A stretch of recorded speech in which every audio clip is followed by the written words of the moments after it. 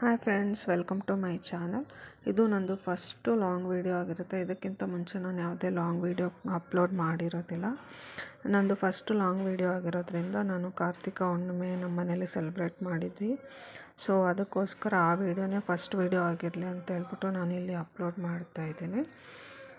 ನಮ್ಮ ಮನೇಲಿ ನಾವು ಕಾರ್ತಿಕ ಹುಣ್ಣಿಮೆ ಮಾಡೋಕ್ಕಿಂತ ಮುಂಚೆ ಮನೆಯೆಲ್ಲ ಕ್ಲೀನ್ ಮಾಡಿ, ದೇವ್ರ ಮನೆಯೆಲ್ಲ ಕ್ಲೀನ್ ಮಾಡಿಬಿಟ್ಟು 27 ದೀಪ ಹಚ್ಚಬೇಕು. 27 ದೀಪ ಏನಕ್ಕೆ ಅಂತಂದರೆ 27 ಬರ್ತ್ ಸ್ಟಾರ್ ಥರ ನಮಗೆ ಒಳ್ಳೆಯದಾಗಬೇಕು, ಮನೆಗೆಲ್ಲ ಒಳ್ಳೆಯದಾಗಬೇಕು ಅಂದರೆ ನಾವು 27 ದೀಪ ಹಚ್ಚಬೇಕು.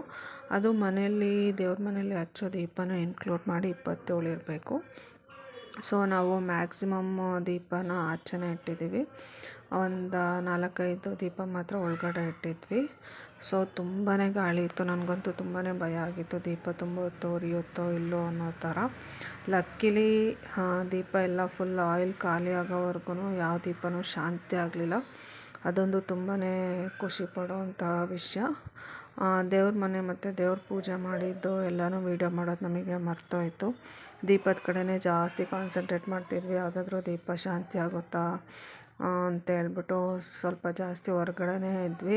ಅದು ಫುಲ್ಲು ದೀಪ ಉರಿಯೋವರೆಗೂ ಅದು ಒಂದು ಭಯ ಇರುತ್ತಲ್ವ. ಫುಲ್ ನಾವು ಫಸ್ಟಿಗೆ ಒಳಗಡೆನೇ ಇಡಬೇಕಂತ ಪ್ಲ್ಯಾನ್ ಮಾಡಿದ್ವಿ. ಆಮೇಲೆ ಏನಾದರೂ ಆಗಲಿ ನೋಡೋಣ ಅಂತೇಳ್ಬಿಟ್ಟು ಹೊರ್ಗಡೆನೇ ಜಾಸ್ತಿ ಮ್ಯಾಕ್ಸಿಮಮ್ ಅರೌಂಡ್ 20+ ದೀಪಗಳನ್ನ ಹೊರ್ಗಡೆನೇ ಇಟ್ಟಿದ್ದು.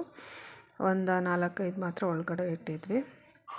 ಬಟ್ ಇದು ತುಂಬಾ ಕಾರ್ತಿಕ ದೀಪ ಹಚ್ಚಿದ್ದು ತುಂಬಾ ಖುಷಿ ಆಯಿತು. ನನಗೂ ಚೆನ್ನಾಗೇ ಆಯಿತು.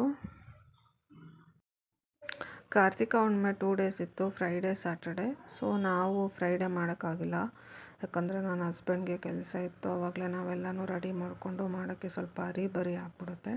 ಇದು 6 to 7 ನಮಗೆ ದೀಪ ಹಚ್ಚಲಿಕ್ಕೆ ಟೈಮ್ ಕೊಟ್ಟಿದ್ರು. ನಮ್ಮ ಮಾವ ನಮಗೆ ಹೇಳಿದರು 6 to 7 ಒಳಗಡೆ ಎಲ್ಲನೂ ಮುಗಿಸ್ಬೇಕು ಅಂತ. ಸೊ ಅದು ವರ್ಕಿಂಗ್ ಅವರ್ ಮುಗಿಯೋದೇ 6:30 ಆಗುತ್ತೆ. ಆಮೇಲೆಲ್ಲ ಮಾಡೋಕ್ಕೋದ್ರೆ ಹರಿಬರಿ ಅನಿಸುತ್ತೆ ಅಂತೇಳ್ಬಿಟ್ಟು ನಾವು ಸ್ಯಾಟರ್ಡೇ ಅವ್ರಿಗೆ ರಜೆ ಇರುತ್ತೆ. ಸ್ಯಾಟರ್ಡೇ ಸಂಡೇ ಯೂಶ್ವಲಿ 2 ಡೇಸ್ ರಜೆ ಇರುತ್ತೆ.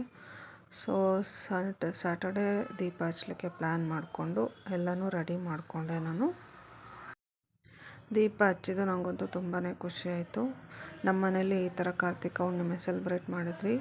ನೀವೆಲ್ಲ ಯಾವ ಥರ ಸೆಲೆಬ್ರೇಟ್ ಮಾಡಿದ್ರಿ ಅಂತ ಕಮೆಂಟ್ ಮಾಡಿ ಫ್ರೆಂಡ್ಸ್. ನೀವೇನಾದರೂ ಫಸ್ಟ್ ಟೈಮ್ ನನ್ನ ಚಾನಲ್ನ ನೋಡ್ತಾ ಇದ್ದರೆ ದಯವಿಟ್ಟು ಸಬ್ಸ್ಕ್ರೈಬ್ ಮಾಡ್ಕೊಳ್ಳಿ, ಲೈಕ್ ಮಾಡಿ, ಕಮೆಂಟ್ಸ್ ಮಾಡಿ. ನೀವು ಕೊಡೋ ಒಂದು ಲೈಕು ಕಮೆಂಟ್ಸಿಂದನೇ ನಮಗೇನು ಹೆಚ್ಚು ವಿಡಿಯೋ ಮಾಡಲಿಕ್ಕೆ ಎನ್ಕರೇಜ್ಮೆಂಟ್ ಅಂತಲೇ ಹೇಳ್ಬೋದು. ನೀವು ಎನ್ಕರೇಜ್ ಮಾಡಿದ್ರೇ ನಾವು ಬೇರೆ ವೀಡಿಯೋ ಎಲ್ಲ ಮಾಡಲಿಕ್ಕೆ ಖುಷಿ ಆಗುತ್ತೆ. ಸೊ ನಾವು ಅಪ್ಲೋಡ್ ಮಾಡೋ ವೀಡಿಯೋಸ್ ಎಲ್ಲರೂ ನೋಡ್ತಾರೆ ಅನ್ನೋವಂತಹ ಒಂದು ಮನಸ್ಥಿತಿಯಲ್ಲಿ ಏನೋ ಖುಷಿಯಾಗಿ ಇನ್ನೂ ಜಾಸ್ತಿ ವೀಡಿಯೋಸನ್ನೇ ಮಾಡ್ಬೋದು. ಸೊ ವ್ಯೂಸೇ ಬಂದಿಲ್ಲ ಅಂದರೆ ನಮಗೂ ಮಾಡೋದಕ್ಕೆ ಇಂಟ್ರೆಸ್ಟೇ ಬರೋದಿಲ್ಲ. ನಾನು ಶಾರ್ಟ್ ವೀಡಿಯೋಸ್ ಆದ್ರೂ ಅಷ್ಟೇನು ವ್ಯೂಸ್ ಇಲ್ಲ.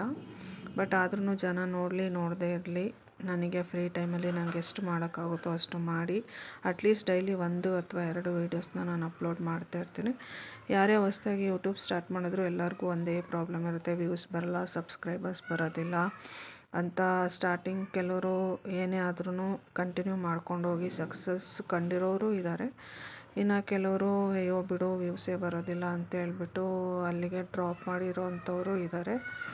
ಸೊ ನನಗೇನು ಅಷ್ಟೇನು ಸಬ್ಸ್ಕ್ರೈಬರ್ಸ್ ಇಲ್ಲ, ವ್ಯೂಸು ಏನು ಅಷ್ಟು ಬರೋದಿಲ್ಲ. ಆದ್ರೂ ಏನಾದರೂ ಆಗಲಿ ನೋಡೋಣ ಅಂತೇಳ್ಬಿಟ್ಟು ನಾನು ನನ್ನ ಪ್ರಯತ್ನ ನಾನು ಮಾಡ್ತಾಯಿದ್ದೀನಿ. ನೀವು ಕೂಡ ಒಂದು ಲೈಕು ಕಮೆಂಟ್ಸಿಂದನೇ ನಮಗೂ ಬೆಳೆಯೋದಕ್ಕೆ ಒಂದು ಸ್ಫೂರ್ತಿ ಅಂತಲೇ ಹೇಳ್ಬೋದು. ದಯವಿಟ್ಟು ನನ್ನ ಚಾನಲ್ನ ಸಬ್ಸ್ಕ್ರೈಬ್ ಮಾಡಿ, ಕಮೆಂಟ್ಸ್ ಮಾಡಿ.